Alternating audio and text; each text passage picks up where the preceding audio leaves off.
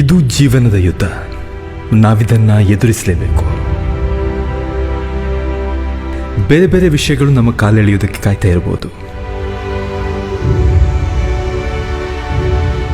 ಅದು ನಮ್ಮ ಆರ್ಥಿಕ ಪರಿಸ್ಥಿತಿನೇ ಆಗಿರ್ಬೋದು, ಸಂಬಂಧಗಳೇ ಆಗಿರ್ಬೋದು, ಜೊತೆಗಿದ್ದವರೇ ಆಗಿರ್ಬೋದು, ನಮ್ಮ ಸುತ್ತಮುತ್ತ ಇರುವವರೇ ಆಗಿರ್ಬೋದು.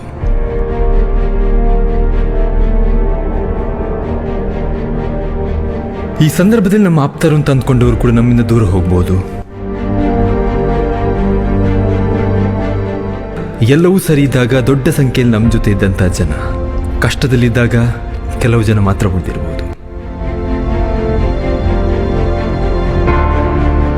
ಕಷ್ಟ ಕಾಲದಲ್ಲಿ ನಮ್ಮ ಸಹಾಯಕ್ಕೆ ಬರ್ಬೋದು ಅಂತ ಅಂದ್ಕೊಂಡವರು ಎಲ್ಲೋ ದೂರದಲ್ಲಿ ನಿಂತು ನೋಡ್ತಾ ಇರ್ಬೋದು.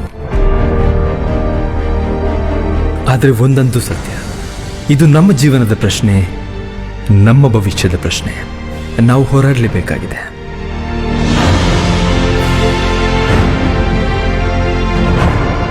ನಾವು ಕೆಲವೊಂದು ಸಲ ನಿರೀಕ್ಷೆ ಮಾಡದೇ ಇರುವವ್ರ ಕಡೆಯಿಂದಲೂ ನಮಗೆ ಸಹಾಯ ಆಗ್ಬೋದು.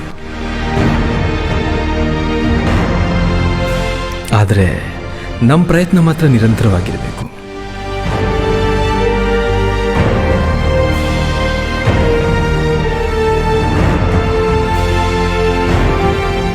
ಆ ನಂಬಿಕೆ, ಪ್ರಯತ್ನ, ಆತ್ಮವಿಶ್ವಾಸ ನಮ್ಮನ್ನು ದಡ ಸೇರಿಸಬಹುದು.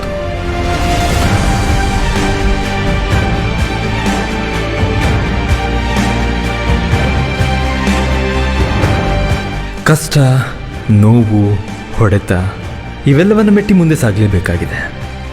ಯಾಕಂದರೆ ನಾವು ಜಯಿಸಲೇಬೇಕಾಗಿದೆ.